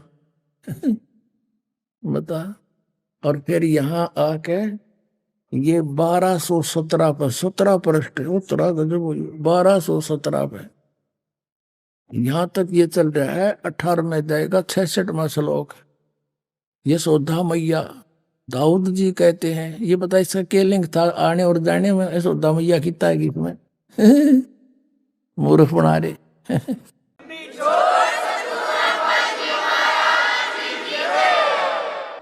ये मारे बना गए यशोदा मैया। सारे भूत बनवा दिए मारे। अब गीता जी में कहीं भी नहीं लिखा हरे राम कृष्ण कृष्ण हरे हरे राधे राधे श्याम मिला दे, है ये कोई मंत्र? ये कहां से लाया? ये शास्त्र विदिता का मनमान आचरण है। और गीता जी अध्याय नंबर 16 के श्लोक 23 में कहा कि शास्त्र विधि को त्याग कर जो मनमान आचरण करते हैं उनको ना तो सुख हो, ना उनकी गति हो, ना कोई सिद्धि प्राप्त हो, यूजलेस। फिर कहा कि अर्जुन तेरे इसलिए इससे तेरे लिए कर्तव्य की व्यवस्था में सदग्रंथ ही प्रमाण है, उनसे बाहर कोई भी मंत्र जाप मत कर लिए, ना तो बिरान माटी हो जाएगी।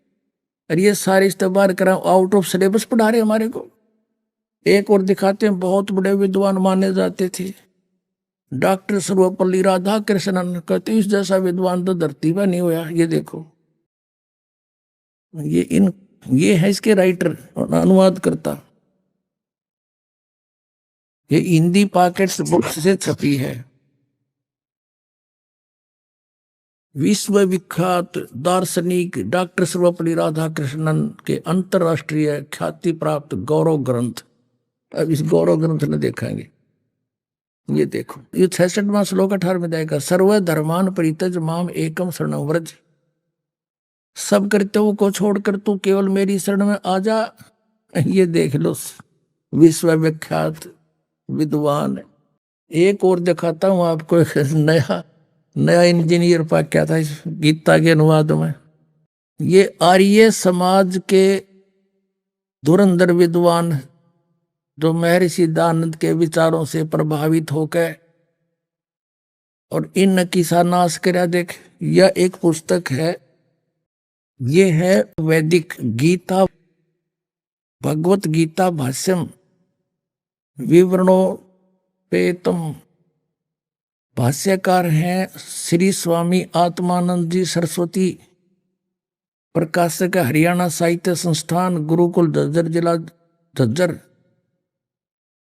और ये इनका आचार्य प्रिंटिंग प्रेस, दानंद मठ, रोहतक से छपी है। अब इसने किसा नाश कर रखा है, दिखाऊं।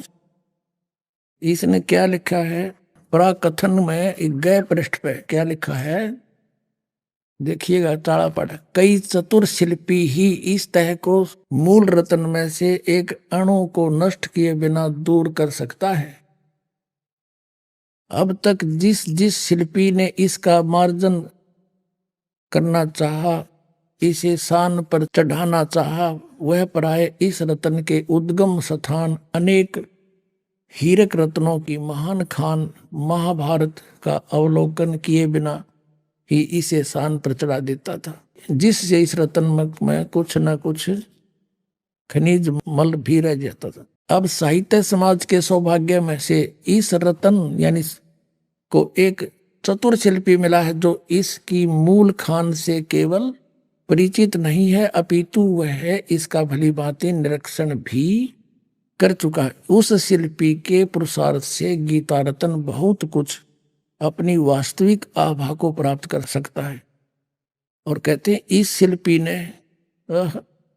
शान पर चढ़ा के और इस गीता को छांटा है, यानी एक शान हो से जैसे लोहार करा करें, उस पर कोई पिना करें लोहे की घूमती हुई फिरकी सी होती है, उसने घिसा घिसा के और उसका कोई औजार बनाते हैं। ये नो का है कि इस आत्मानंद आर्य समाजी आचार्य ने गीता को सही काट छाट कर सही रत्न काट दिया। इसने 700 श्लोकों में से 200 श्लोक सेलेक्ट किए। न्यू कहे ये 200 श्लोक हैं बस ये गीता में, बाकी तो रिजेक्टेड है। ये देखिए इसका अकल कहां तक कितनी तरह सारे की बिजली पड़ रही है इनमें। अब ये क्या बताता है, अब थोड़ा सा हिंट दूंगा अपने में, घना तो इतना समय नहीं इनको बर्बाद करने का।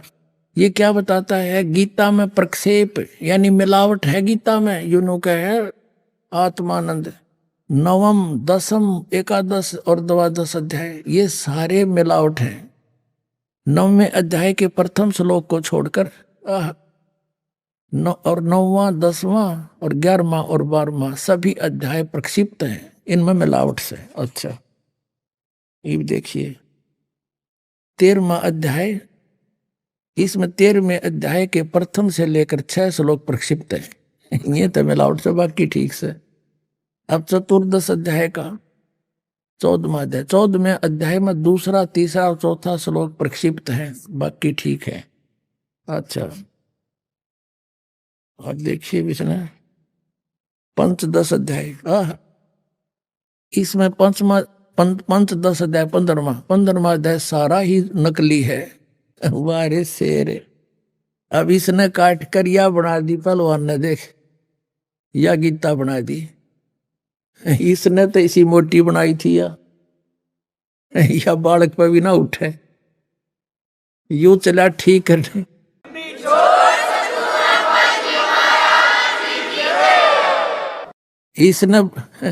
इसने बना दिया कॉमिक्स, नौकैया ओके है। एक राजा ने मकान बनाना था, एक मंत्री की ड्यूटी ला दी वजीर की। वजीर ने बहुत बढ़िया कारीगर ढूंढा, खाती कारीगर।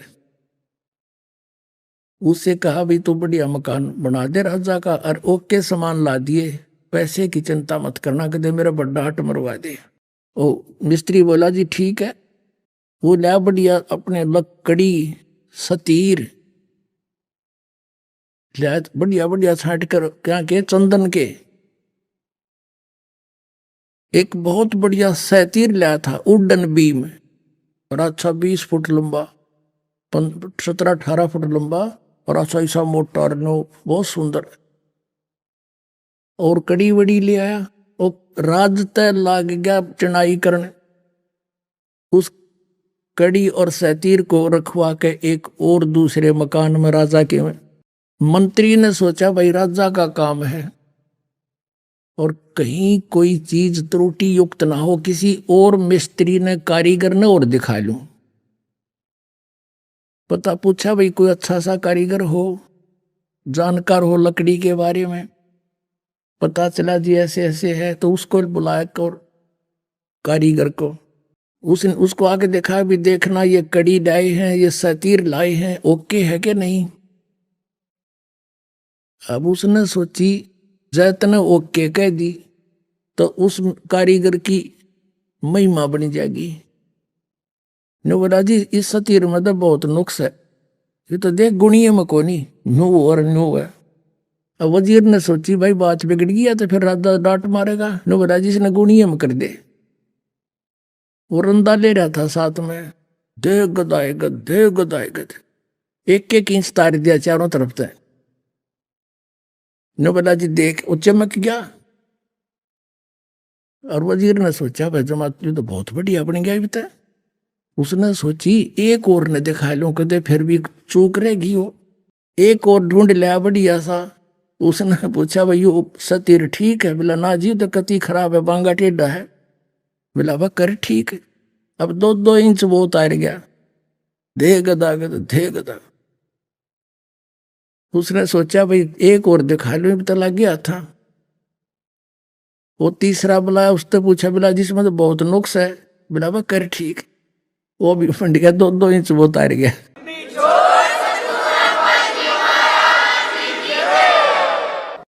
कहने का भाव ये है, वह कड़ी बना के धरती सतीर की, उस उड्डन बीम की कड़ी बनेगी चारों तरफ से छोल छोल के। अब उस राज ने जो लाया था खरीदवा के सारे सामान अपने हिसाब से, उसने जब छत लेवल पे पहुंच गई दीवार, तब मजदूरों से कहा भाई वो सतीर लाओ पहले उठा के। वह गए सतीर ने, बोला 8-7 जने जाओ। वो 10-12 भेजे मजदूर। वह गए, बोला मंत्री जी सतीर बता। बोला यो खड़ी उधर है भाई। उन्हें एक जना जा उठाए। अब वो कारीगर ने कहा सतीर नहीं लाए, तुम खाली आने लग रहे। बोला यो ले रे।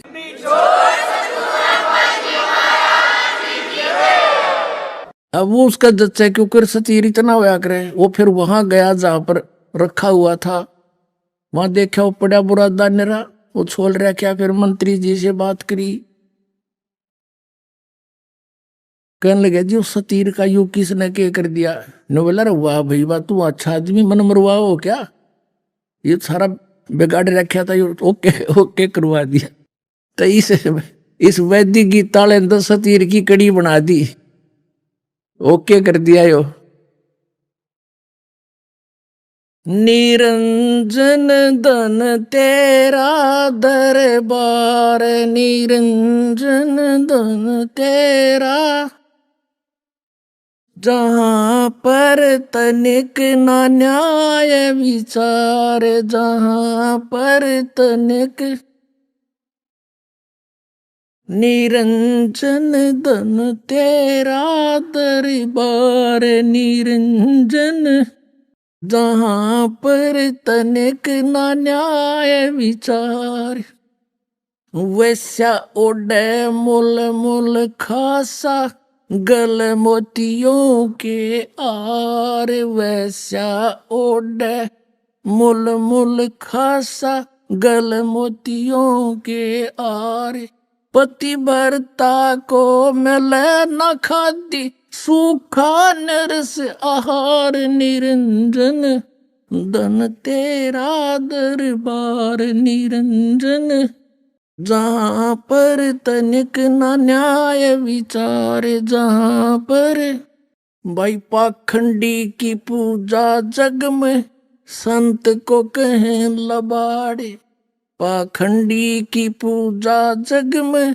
संत को कहें लबाड़े, अज्ञानी को परम विवेकी, ज्ञानी को मूढ़ गंवार, निरंजन धन तेरा दरबार, निरंजन जहाँ पर तनिक न न्याय विचार, कहे कबीर सुनो भाई साधो, या सब उल्टा व्यवहार, कहे कबीर सुनो भाई साधो, या सब उल्टा व्यवहार, सच्चों को तो ये झूठा बतावे, इन झूठों का एतबार, निरंजन धन तेरा दरबार, निरंजन धन तेरा दरबार, जहाँ पर तनिक न न्याय विचार।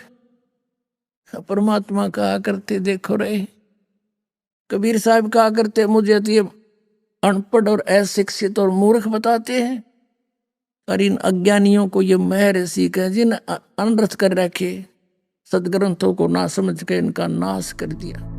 दर्शकों, ये अर्थों का अनर्थ करने का खेल यहीं नहीं रुका। अब हम इन धर्म गुरुओं के अज्ञान के उस स्तर पर पहुंच चुके हैं जिसे सुनकर आपको गुस्सा नहीं बल्कि हंसी आएगी। जरा सोचिए, क्या शंकराचार्य और क्या अनुवादकर्ता सबने एक सुर में रट लगा रखी है कि गीता अध्याय 7 श्लोक 18 में लिखे शब्द अनुत्तम का अर्थ है सर्वोत्तम, अति उत्तम। अरे ये तो वो बात है जो स्कूल के एक छोटे बच्चे को भी पता है कि उत्तम का मतलब होता है श्रेष्ठ और अनुत्तम का मतलब होता है निकृष्ट, घटिया, जो उत्तम न हो। लेकिन अफसोस, ये तथाकथित ज्ञानी तो अक्ल में स्कूल के बच्चों से भी गए गुजरे निकले। विश्वास नहीं होता तो अपनी आंखों से देखिए इनकी अक्ल का नमूना। उत्तम और अनुत्तम में क्या अंतर है? उत्तम कहते हैं जो श्रेष्ठ हो, और अनुत्तम उसको कहते हैं जिससे श्रेष्ठ कोई ना हो। गीता अध्याय 7 श्लोक 18 में गीता बोलने वाला भगवान अपनी साधना को अनुत्तम क्यों कह रहे हैं? इसलिए कह रहे हैं कि उनकी साधना वेद प्रतिपाद्य है, तो वेद के अनुसार साधना करना सर्वश्रेष्ठ है, उससे श्रेष्ठ कोई नहीं। तो शंकराचार्य जी, उत्तम और अनुत्तम में क्या अंतर है? हाँ, यह गीता में आया है अनुत्तम, मतलब जिसके समान और कोई उत्तम ना हो, उत्कर्ष उत्कृष्ट का आद्योतक। तो शंकराचार्य जी, गीता के अध्याय 7 में और श्लोक 18 में गीता बोलने वाले श्री भगवान अपनी साधना को अनुत्तम क्यों कह रहे हैं? अनुत्तम का अर्थ होता है सर्वोत्तम, सर्वोत्कृष्ट। अनुत्तम का अर्थ उत्तम रहित हीन वहाँ पर नहीं है। वो व्याकरण की दृष्टि से उसका अर्थ मैंने बता दिया। उत्तम और अनुत्तम में क्या अंतर है, क्या अंतर लगता है आपको? जो उत्तम है जो श्रेष्ठ है, अनुत्तम जो से कम है वो अनुत्तम। गीता जी अध्याय 7 श्लोक 18 में गीता बोलने वाला भगवान अपनी साधना को अनुत्तम क्यों कह रहा है? अपने साधना को अनुत्तम तो नहीं कहा, साधना को अनुत्तम नहीं कहा गया, साधना तो उत्तम ही है। उत्तम और अनुत्तम में क्या अंतर है? जो उत्तम है वो तो हमेशा सच्चे चरित्र वाला होता है, सत चरित्र वाला होता है। अनुत्तम जो है उससे विपरीत होता है अनुत्तम, जिसका चरित्र सही नहीं वही अनुत्तम है। गीता जी अध्याय 7 श्लोक 18 में गीता बोलने वाला भगवान अपनी साधना को अनुत्तम क्यों कह रहा है? अपनी साधना अनुत्तम शब्द का अर्थ आप समझे नहीं। वहाँ अनुत्तम शब्द का अर्थ है जिससे उत्तम नहीं हो वो। सामान्य रूप से अनुत्तम शब्द का अर्थ उत्तम से भिन्न, वहाँ का अनुत्तम शब्द का अर्थ है जिससे उत्तम और कोई नहीं हो वो है। इसलिए वहाँ अनुत्तम शब्द का अर्थ है सर्वोत्कृष्ट। और अब जरा दिल थाम कर बैठिए, क्योंकि अब बारी है स्वयं गीता मनीषी ज्ञानानंद जी की। आइए इस विषय पर इनके भी विचार सुन ही लेते हैं। महाराज जी, आपसे यहाँ ये भी जानना चाहेंगे कि गीता जी का अध्याय 7 श्लोक 18 में गीता बोलने वाला भगवान अपनी साधना को अनुत्तम क्यों कह रहा है? गीता के 7वें अध्याय का 18वां श्लोक जो है उसकी आप गहराई में देखेंगे तो एक बड़ी प्रेरणा है। भगवान 18वें श्लोक में कहते हैं उदारा सर्वे वेते ज्ञानी त्वात्मविमतम आस्थिता सायुक्तात्मा मामे वनुत्तमाम गतिम। तो यहाँ जो श्लोक है भगवान कहते हैं सभी भक्त मेरे उदार हैं, सभी भक्त अच्छे हैं। ज्ञानी भले ही एक रूप होने के कारण मेरी आत्मा है, मेरे से एक रूप है, लेकिन आगे जो कहा आस्थिता साही युक्तात्मा मामे अनुत्तमाम गतिम, यहाँ जो अनुत्तमाम गतिम है क्योंकि ज्ञानी परमात्मा से एक रूप हो जाता है, जो तू है सो मैं हूं। भगवान कहते हैं वो उस गति को पा लेता है, उस स्थिति को पा लेता है जिसके समान और जिससे श्रेष्ठ और कोई दूसरी गति नहीं होती। यहाँ जो अनुत्तमाम गतिम शब्द है, अनुत्तम की साधना की बात है, वो उस अवस्था की बात है जो जीव का परमोच्च लक्ष्य है, सर्वोच्च लक्ष्य है, जीव का परम प्राप्तव्य है, जिस प्राप्ति के पश्चात और कुछ पाना शेष नहीं रहता। ये गीता की एक दिव्यता है जो इस श्लोक के माध्यम से भगवान ने प्राप्त करने की प्रेरणा दी और कहा कि उसके समान कोई गति नहीं। दर्शकों, यहाँ एक सवाल ऐसा है जो आपको सोचने पर मजबूर कर देगा। स्वयं गीता ज्ञानदाता ने अपनी ही साधना को अनुत्तम क्यों कहा? धर्म गुरुओं द्वारा गीता ज्ञानदाता का सर्वशक्तिमान होने का दावा और साधना अनुत्तम, आखिर क्या है इस विरोधाभास का मुख्य कारण? चलिए इस गहरे राज से पर्दा उठाते हैं। पुण्यात्माओं, जैसे अभी तक किसी भी हम अपने धर्म गुरु से पूछा करते थे कि श्रीमद् भगवत गीता अध्याय नंबर 7 के श्लोक नंबर 18 में गीता ज्ञानदाता अपनी गति को अनुत्तम क्यों कह रहे हैं? अनुत्तम, तो ये क्या कहते हैं कि अनुत्तम नहीं कह रहे हैं, अनुत्तम का उन्होंने अर्थ बदल दिया। कहते जिससे उत्तम कोई और ना हो वह अनुत्तम कहलाता है। अरे फुटे भाग हमारे, ऐसे गुरु मिले हमें। अनुत्तम, अनुत्तम माने बैड अंग्रेजी में, और उत्तम गुड श्रेष्ठ। कहीं पर बैड लिखा हो किसी सेंटेंस में और उसका अर्थ कोई गुड लिख दे तो कितनी बुद्धि होगी उस इंसान की। क्योंकि अब गीता अध्याय नंबर 7 के श्लोक नंबर 16 से लेकर 19 तक क्या कहा है? आपने गीता खूब पढ़ रखी है, अब सिर्फ एक श्लोक दिखाऊंगा, 7वें अध्याय का 18वां और 19वां 2। उसमें क्या कहा है कि ये सभी मेरी भक्ति, यो 7वें अध्याय के 14वें श्लोक में कहा ना, ये मेरी भक्ति। 13वें श्लोक में कहा कि ये मेरी भक्ति भी ना करते। तो अब 7वें अध्याय के 16वें श्लोक में कहा कि मेरी भक्ति भी अर्जुन 4 प्रकार के करते हैं। यानी जो ब्रह्म साधना करते हैं, वेदों अनुसार साधना करते हैं, वो 4 प्रकार के हैं। एक अर्थार्थी माने तो धन लाभ प्राप्ति के लिए जंतर मंत्र भी करता है, तो वेदों के मंत्रों से ही अनुष्ठान करता है। वो ओम जय जगदीश रे, स्वामी जय जगदीश रे, जय गणेश देवा, इस तरह की आरती नहीं गाता वो केवल वेद मंत्रों से ही अनुष्ठान करता है। लेकिन फिर अर्थ माने संकट निवारण के लिए, वो भी वेदों के मंत्रों से ही अपने अनुष्ठान करता है। और तीसरा जिज्ञासु होता घर से निकलता परमात्मा प्राप्ति के लिए। फिर बहुत से संतों के पास से जो ज्ञान ग्रहण करता है उसका वक्ता बन जाता है। ये भी काम नकली है। ये तीनों रिजेक्ट कर दिए। और चौथा बताया ज्ञानी उसको कहते हैं जिसको ये पता लग गया,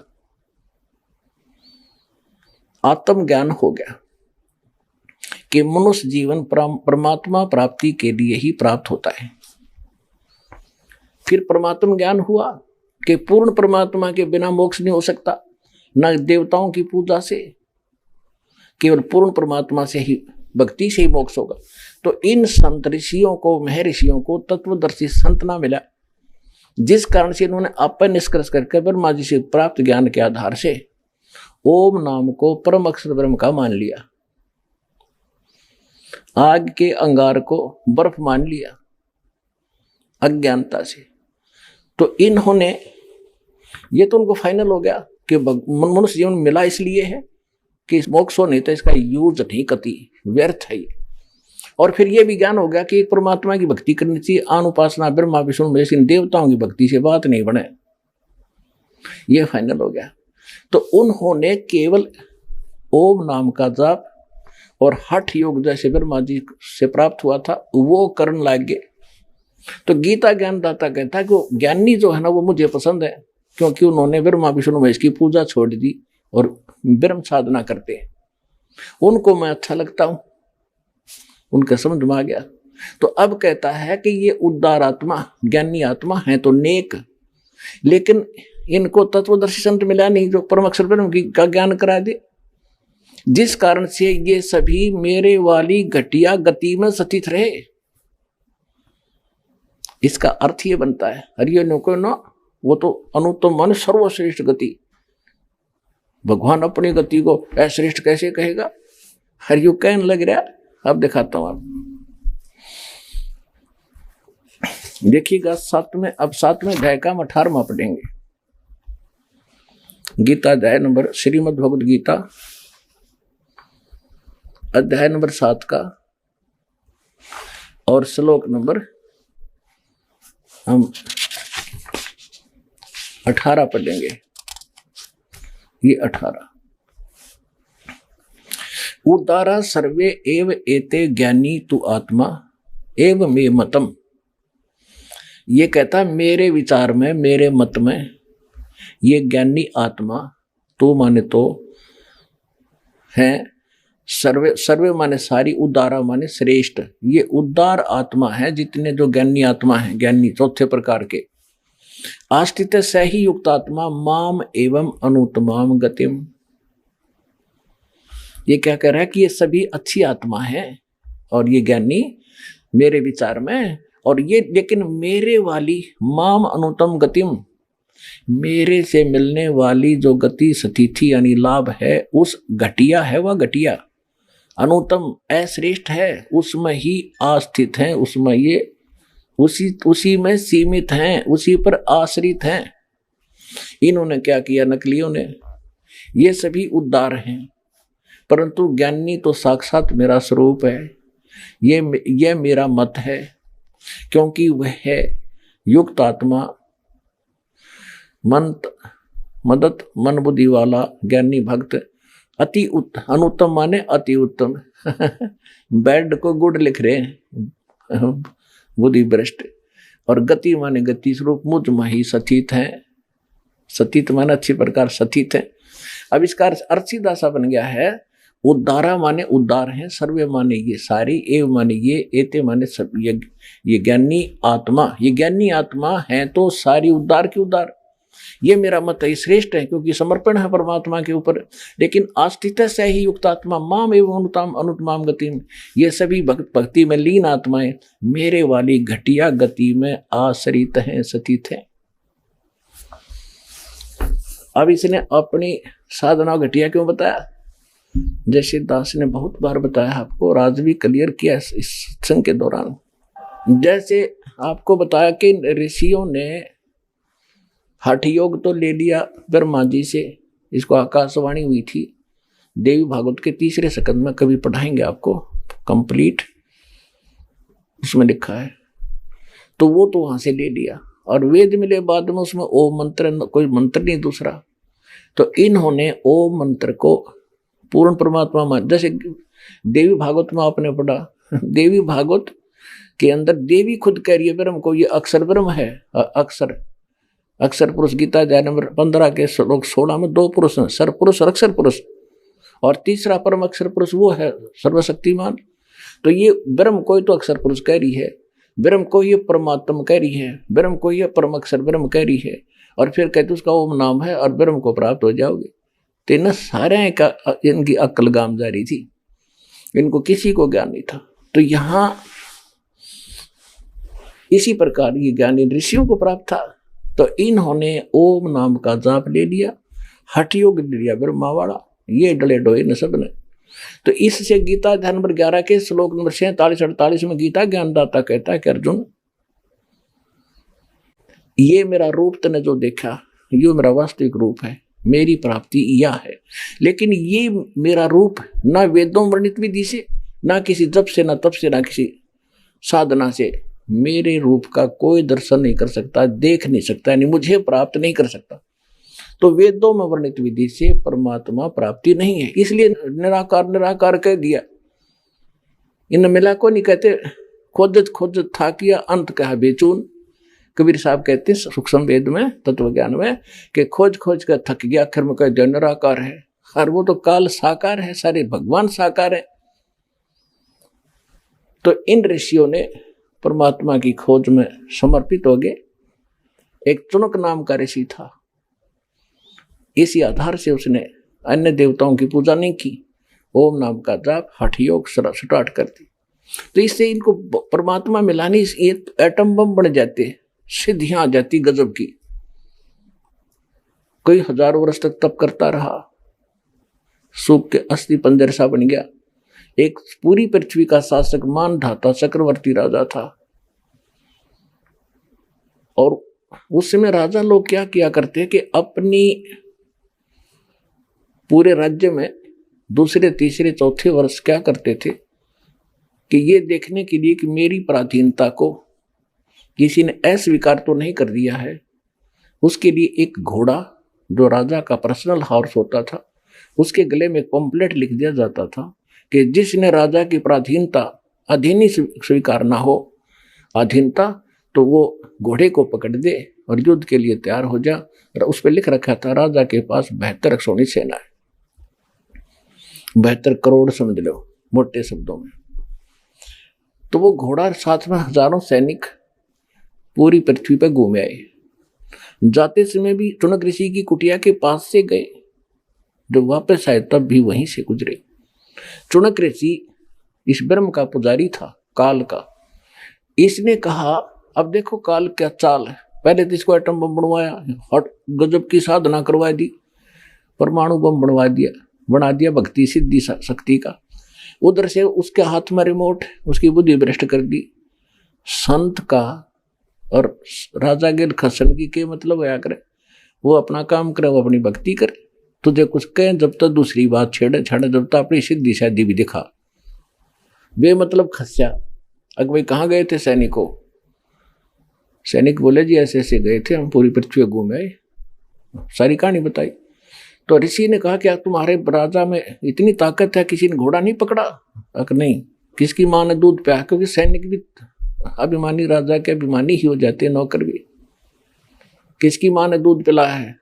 और फोड़ दें जाड़ उसकी, ऐसे कर दें वैसे कर दें, हैक्से की हिम्मत राजा के पास 72 सोनी सेना है। अब चुनक ऋषि ने सोचा ये तो घने अभिमानी हो गए, इन्हें सेट कर दूं। उसने कहा कि मैंने पकड़ लिया। चुनक ऋषि ने कहा कि मैंने युद्ध उठ लिया तुम्हारे राजा का, और बांध दो घोड़ा यहाँ पे। सैनिक बोले, अरे कंगाल, ओ कंगले, दाने खाने को नहीं तेरे पास, और युद्ध करेगा मानधाता चक्रवर्ती राजा के साथ?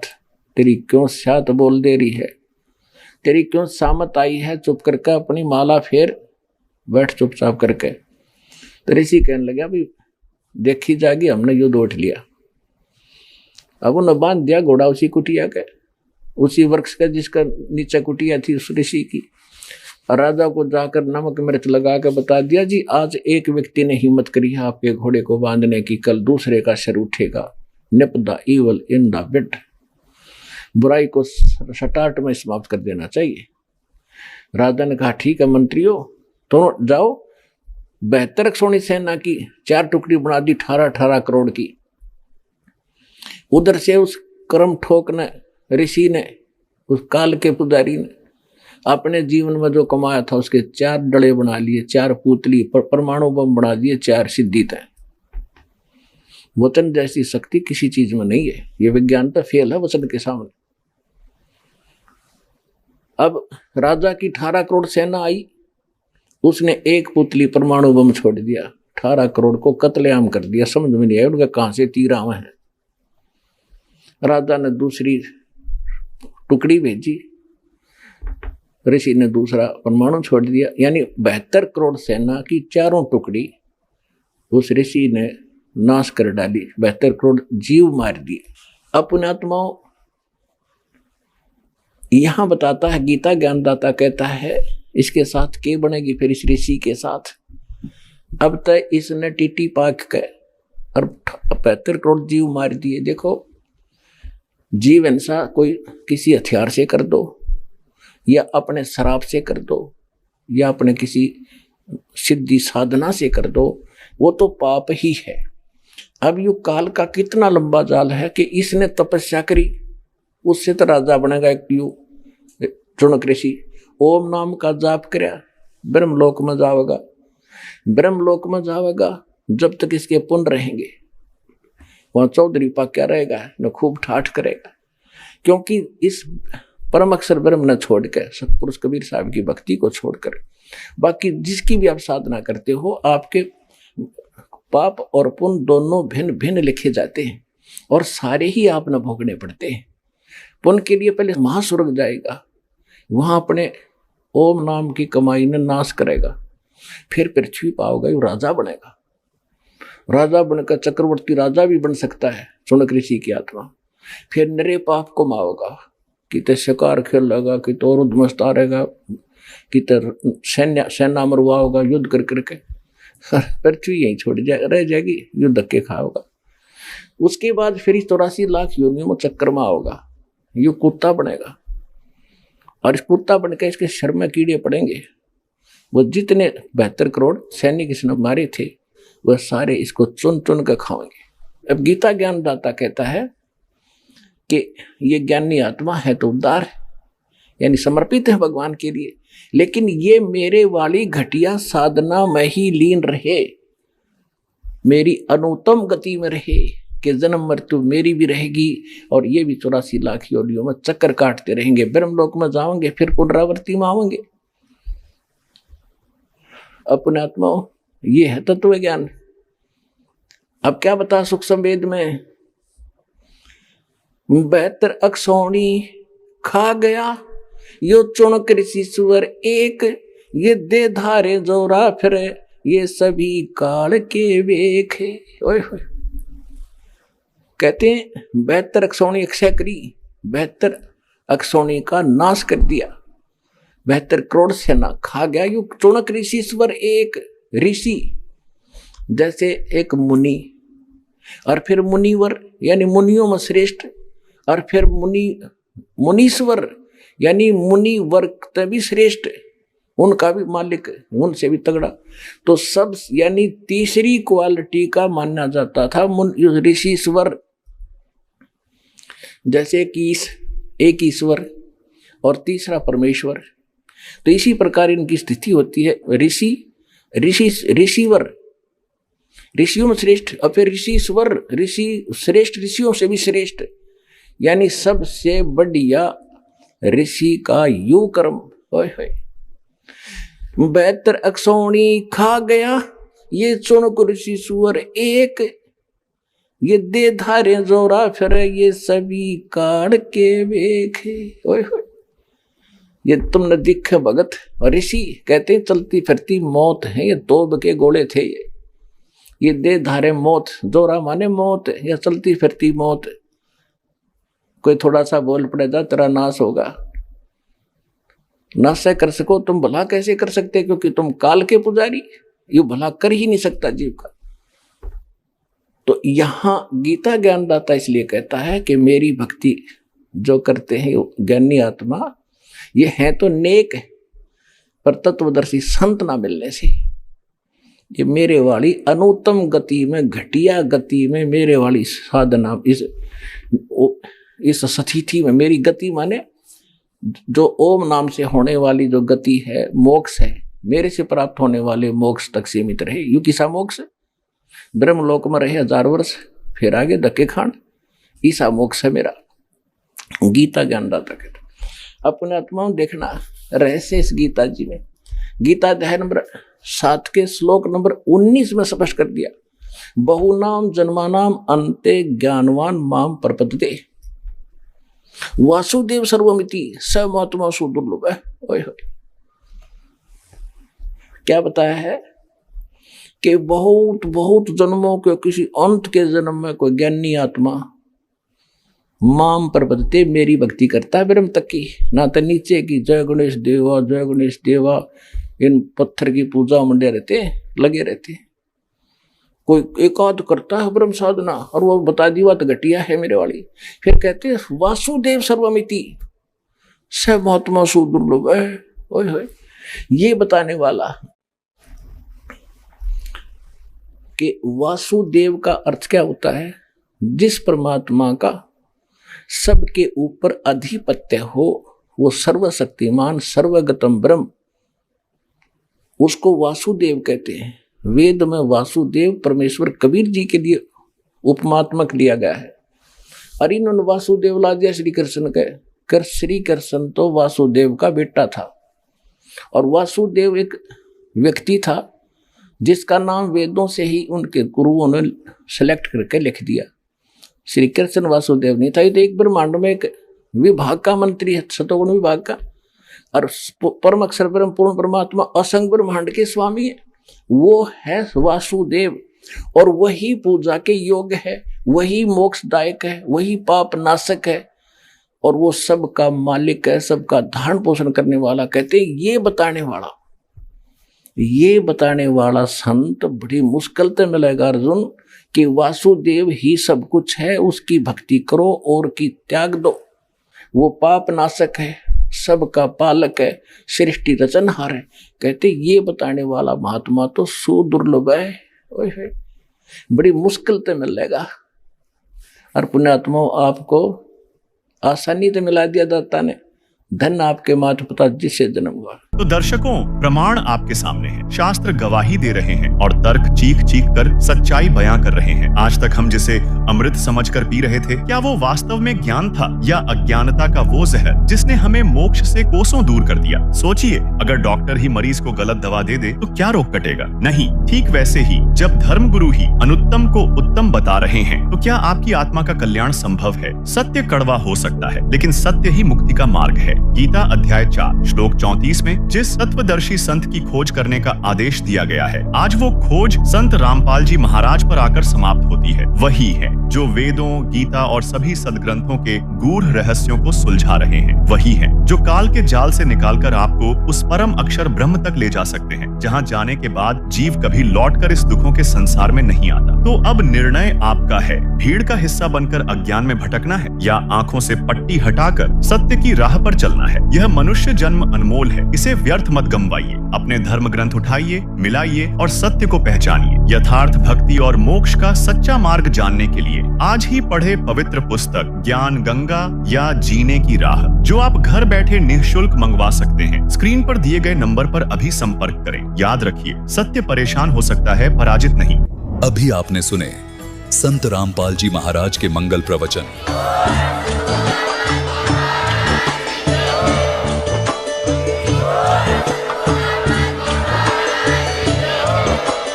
आप सुन रहे थे जगत गुरु तत्वदर्शी संत रामपाल जी महाराज जी के मंगल प्रवचन। अधिक जानकारी के लिए विजिट कीजिए हमारी वेबसाइट www.jagatgururampalji.org।